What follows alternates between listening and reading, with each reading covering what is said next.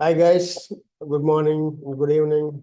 Yeah, welcome back. Let's start today's topic, which is about integrating the SAP Commerce with Kafka, right? In this session, we will talk about how we can integrate the SAP Commerce with Kafka and how Kafka integration helps in SAP Commerce, right? So in what scenarios we will integrate the Kafka with SAP Commerce and how it is, better integration compared to lots of other integration that SAP Commerce has, right? So we will talk about more on this integration in today's session, and it is very useful. Yeah.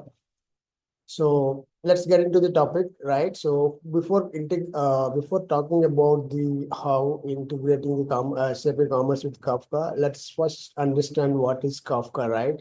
So Kafka is nothing but a distributed storage system, which is used for real-time streaming of the data, right? So let's assume that there are like multiple data sources are there, which are connected to the Kafka, and they're sending the data seamlessly, right? And it is a very lots of data concurrently receiving by the Kafka, right? And similarly, we can also have the processing units here, right? Processing units nothing but the consumers who can connect to the Kafka and receive the data that is already sent by the different data source, which they are referred as producer areas, right? So in Kafka, let's assume that Kafka is just a message broker where you will have a producers which will be called as data stores or a source systems, and which sends the data to the Kafka, and Kafka stores the data, and whoever the consumers, right, who receives the data from the Kafka and process it, right? So connect to the Kafka and utilizes the data into their application, right? How it is, let's see in this diagram, right? If you see in this diagram, here the producer who is the one who sends, like who pushes the data to the queue. Here queue is nothing but a topic which we will learn. Queue is a topic, nothing but queue is nothing but a topic in Kafka, which we will be going to learn in the coming slides. So just for now, just assume that queue is nothing but a room in the Kafka server which stores the data, which is sent by the producer, right? And whatever the data sent by this producer to this queue, and which is processed or which is consumed by the all the consumer connected to this queue in the Kafka, right? So yeah, let's assume that let's assume that you have a product information, right? In some external system called ERP, and you wanted to get that product information to the SAP Commerce, correct? So what we do here, ERP works as a producer which sends the product information to the one of the Kafka queue, and as a consumer, we will utilize SAP Commerce, which connects to the same queue which ERP pushes the data, right? And it consumes the data from the queue and it processes for the further processing, right? So this is how it works here. Now let's get into the prerequisites. What are the prerequisites required for this SAP Commerce integration with Kafka, right? So we need Apache Kafka software to be installed, and we need the SAP Commerce suite, and then the respective JDK version, Java version.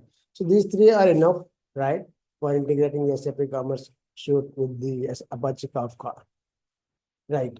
Now let's first step in the integration process. First, we need to install the Apache Kafka on whichever the machine, which is Mac or Windows, whichever the machine. You first need to the first step to be we need to install the Apache Kafka on the machine, right? So you can download the Apache Kafka from this URL and just once it is download to your local machine and extract it to any of your local directory path, right? Any of your path on your local machine, just extract it. Once you extract it, just go into the extracted folder above and just open this jcoopers.properties.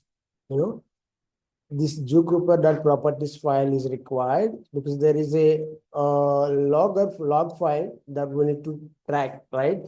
So jcooper tracks about all this information. So if there is something wrong and something failure, anything happened due to this, about these systems, it is logged into this log file. So once the Apache Kafka software installed and extracted into your local folder. Just you go to the below extracted part. This is the there is a Jupyter properties inside the extracted Apache software. In that Apache in that folder, just open this jupyter.properties file. Okay, it looks like this. Okay, in this there is a property called data dir.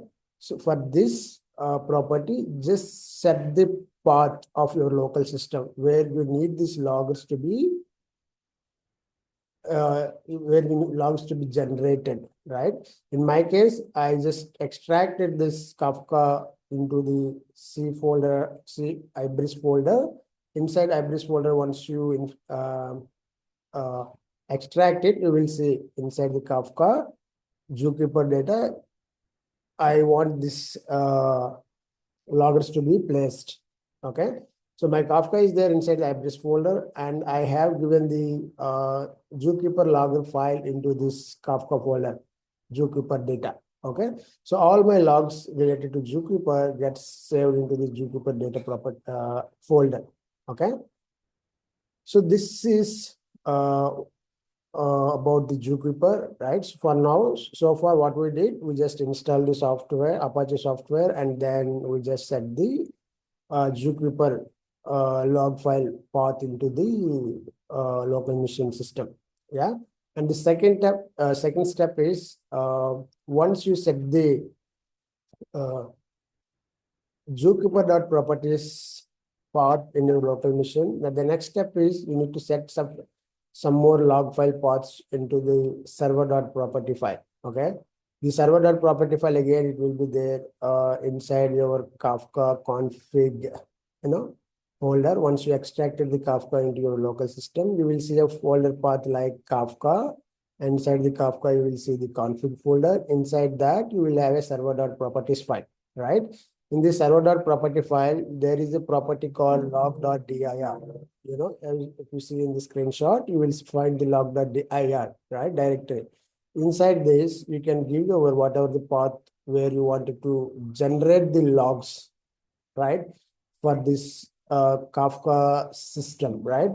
Producer or consumer. See, basically, in this path, right, in the server.properties, where whatever the path you have given here, in that path, you will see the logs related to producer or logs related to consumer, whatever the system you are using. Suppose I'm using SAP Commerce as a producer, then my application, when it is connected to the system, like when it is connected to the Kafka, and while executing my application and pushing some data to the Kafka, if there are any failures there, right, those kind of failures will be tracked into these log files, right? Whatever the path you have given here, in this path, all those log files get saved, and you can identify and you can debug the system based on that. Yeah. So this is the second step, and there is also one more step that we need to do. So there is a group ID concept in the Kafka. So that group ID, so basically when the consumer or a producer connecting to the Kafka, right, you also need a group ID. Group ID is like a name for which you are connecting inside the Kafka topic. Okay. So that group ID also need to, suppose your application, like you have a product information that you are sending it to a Kafka, right? So basically you need to do, you have to create a topic inside the Kafka. Topic is nothing but a block. Assume that it's a block in the it's a kind of a room in the Kafka server. It's room in the Kafka server, which stores the data, which is sent by the producer, right? Just assume for now like that. So Kafka topic is nothing but a room inside the Kafka server, and where it stores the information sent by the producer. Inside the Kafka or topic, you will also, these topics also grouped by the group ID, right? So that is the group ID that we need to configure, like which is the group ID that we are going to connect in the Kafka server, right? That group ID also we need to configure in the consumer.properties, right? Where you see this group ID, I will show in a while, but for now, just assume that we need to configure that group ID as well into this consumer.properties, right? So yeah, that's and the next topic. Yeah, before going to the next topic, so there are 3 points we discussed. First is about setting up the logger file inside the Jupyter.properties file where the Jupyter related logs are tracked. And the second point is about setting up the producer and consumer related logs inside the server.properties. And the third step is about configuring the group ID inside the consumer.properties, which is present in the extracted Kafka folder inside the config folder. Okay. So these are the 3 pre-configuration steps we need to do after installing the Apache Kafka. Okay. Now let's get into the real topic, integration, SAP Commerce integration with the Kafka, right? Yeah. So integrate the SAP Commerce with Kafka, you need some of the Kafka objects to be present in the SAP Commerce, right? So for that, we need to have those dependencies to be configured in the SAP Commerce, right? If in this case, if you see in the screenshot, we are using the Spring Kafka, right? Spring Kafka to be used in the SAP Commerce to connect to the Apache Kafka that we installed on the local in the previous step, right? If you see here, org.springframework.kafka, and we are using org.apache.kafka, right? These are the 2 dependencies we need in order to connect to the SAP Commerce, so that when you use these dependencies in the pom.xml, you can, sorry, not in the pom.xml. So in SAP Commerce, any of the extension, if you wanted to connect to the external systems, there is a file called external dependency.xml, right? Inside that, we need to have these XML dependence to be added inside this external dependency.xml. Then after you do the Maven build, you will see this built-in classes related to this org.apache Kafka and the Spring Framework Kafka, right? So once you add these 2 dependencies to the external dependencies.xml of your custom extension, you will see the respective objects into the SAP Commerce, using which we will connect to the Apache Kafka, right? How it will be, I will let you know in a while, because there are some objects, like there is a Kafka config, there is an object that is required to connect to the SAP Commerce. So when you add these dependencies, then only that object is available to the SAP Commerce. So this is a very, very important and mandatory step to be add these dependencies to the external dependency.xml file inside the Commerce extension, right? Once this is done, you can start the Zookeeper using this command on Windows. And once the Zookeeper is started, you can start the Kafka server using this folder, this command, right? So once the Zookeeper and the Kafka is started on your local, that the next step is, you also need to have topics to be created on the Kafka, right? Is that the end topic is the one which holds the information sent by the producer, right? Which we discussed in the second slide, right? So producer sends the data to the Kafka, means it sends the data to the one of the Kafka topic inside the Kafka server. So to receive and store the data inside the Kafka topic means we need to create a Kafka topics first inside the Kafka server. And this is the command using which we can create the topics inside the Kafka server, right? Here the topic name is this one. I created a topic called test-topic and rest stays as is. And you need to give your bootstrap server. Since I'm create my server, my Apache server, Apache Kafka is started and installed on local. That's why I have given the local path, right? Similarly, if you are using any higher environment, then you have to give the higher environments URL here when the as a bootstrap server and the topic name. These are the two changes, okay, in this command to create a Kafka topic. Once this is successful, you can see this Kafka topic called test topic inside the Kafka server, right?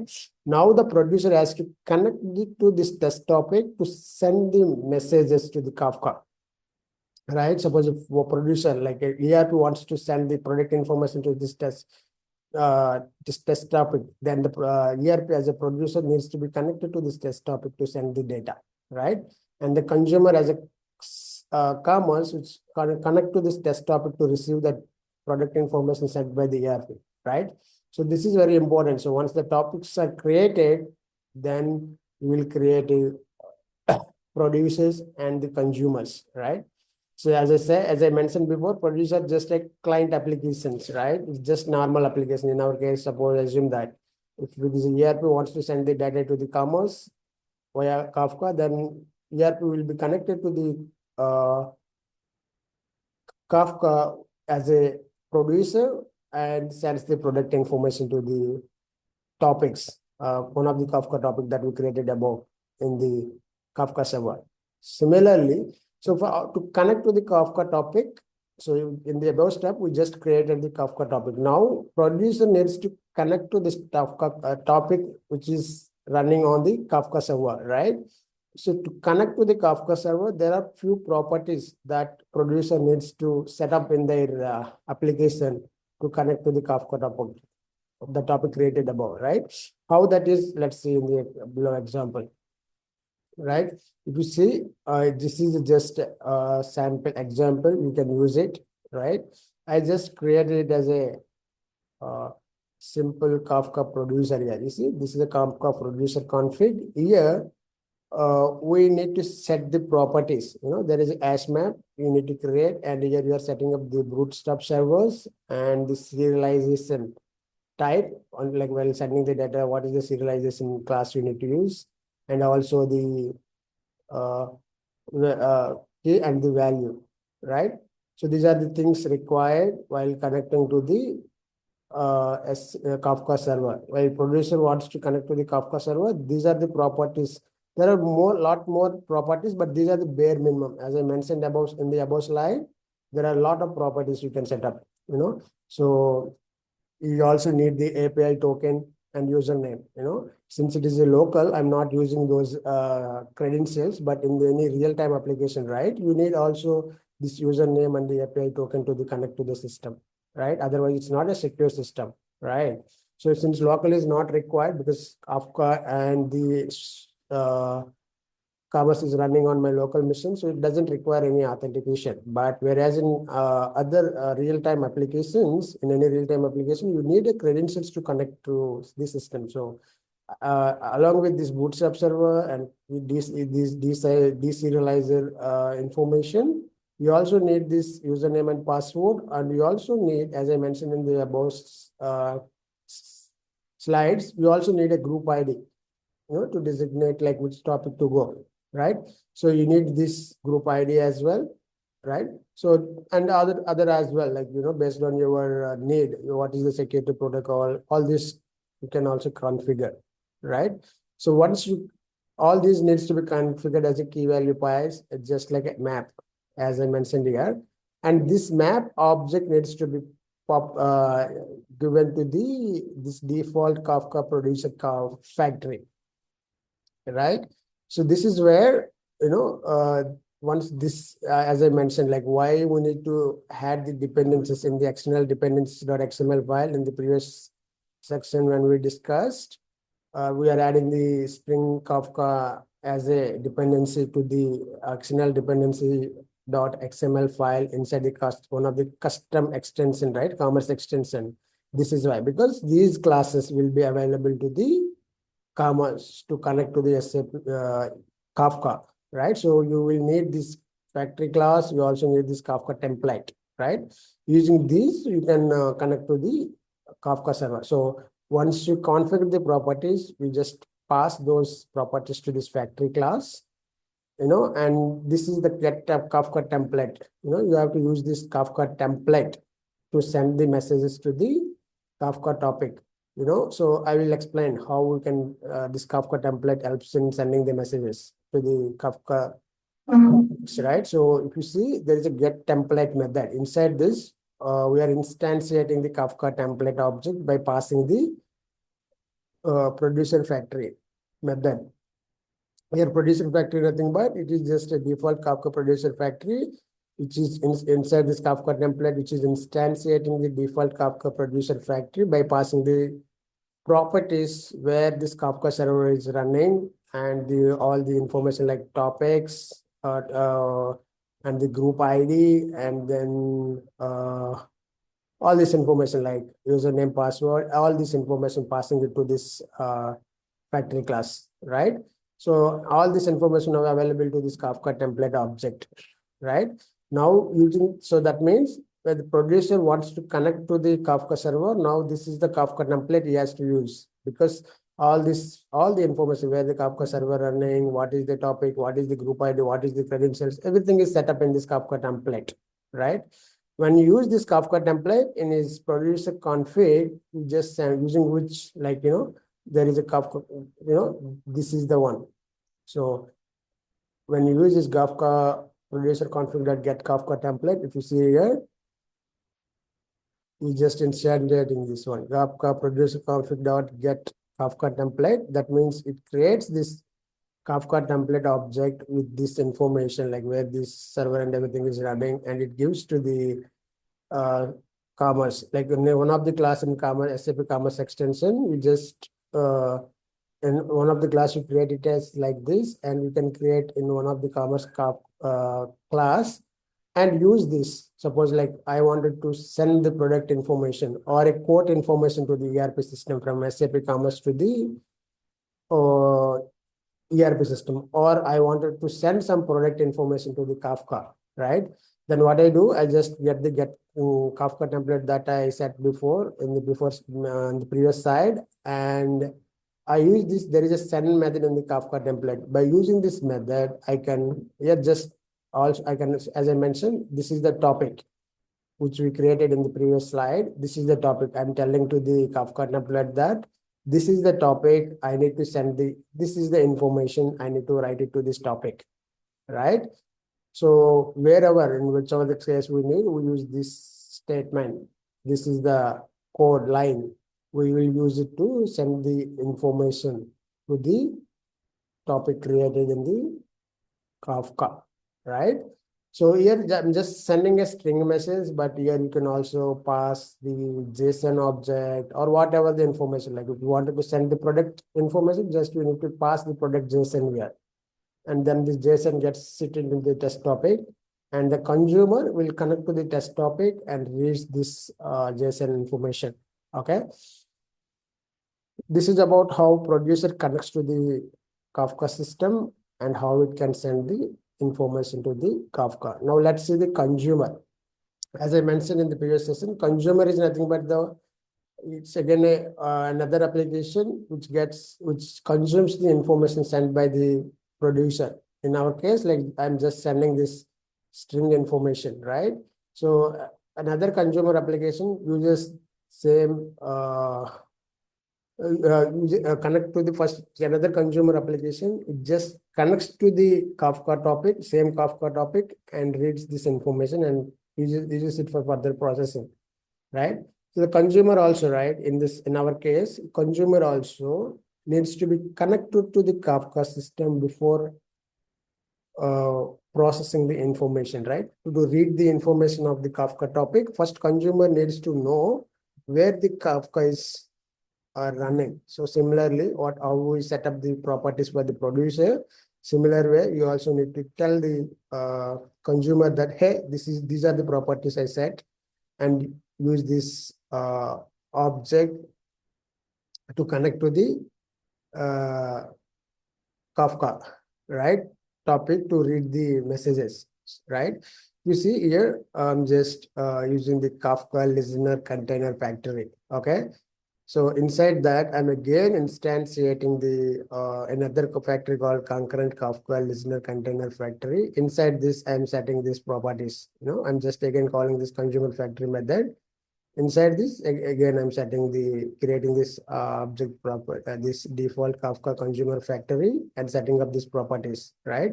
So this factory is available for this concurrent Kafka listener container factory. Okay. So now if you see, this is the Kafka listener container factory. This is the one where we will give it to the consumer, right? You see, this is the information. This is the configuration about the consumer. Okay. This is the configuration about like where the consumer is running. And we need to give this information to the consumer so that consumer uses this information to connect to the Kafka server. So if you see, this is the consumer class. Okay. For this consumer class, we will have to use the @Kafka listener. This is the listener which accepts which is the topic on the Kafka server that I need to connect. And what are the properties, like where the Kafka server is running, So I need to tell to this listener object. So if you see in the previous slide, I'm just passing here. I'm telling that this is the Kafka listener container factory is the one use. This one, it will tells you where the Kafka server is running. If you see here in the previous slide, I'm just explaining it. So, the same name I'm giving, whatever this name is here, same name I'm passing it to the Kafka listener annotation, right? So inside this only we are setting all this, where we are telling to the consumer application that this is the place where the Kafka is running and all. Okay. So I'm giving this as since I'm giving this to the consumer will get to know, it will go to this container factory and it will see where all the properties and it will connect to the respective Kafka topic. And it will also mention the group ID, which is the group ID that I need to use to connect to the respective Kafka topic. Okay. So then once it is made a connection to the Kafka using this and connected to this test topic, and this reads the information. Like for every Kafka consumer class, you will have two parameters. Like one is this data parameter and this acknowledgement, right? Data is nothing but whatever the data in the topic that we need to read it here. Suppose in the producer case, we are just sending a string object. So in the producer, where is that producer? I think it is in the somewhere here. Yeah, if you see here, this is the one. In the producer, just the producer is sending only the string, right?